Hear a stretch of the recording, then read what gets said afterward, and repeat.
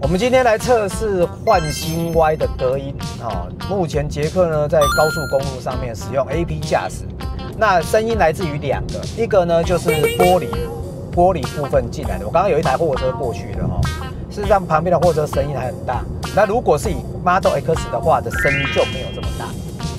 那再来呢，底盘的声音，像我们现在在开的时候，底盘呜呜的声音，跟我们在接近这个伸缩缝的时候，那个声音还是有一点点大。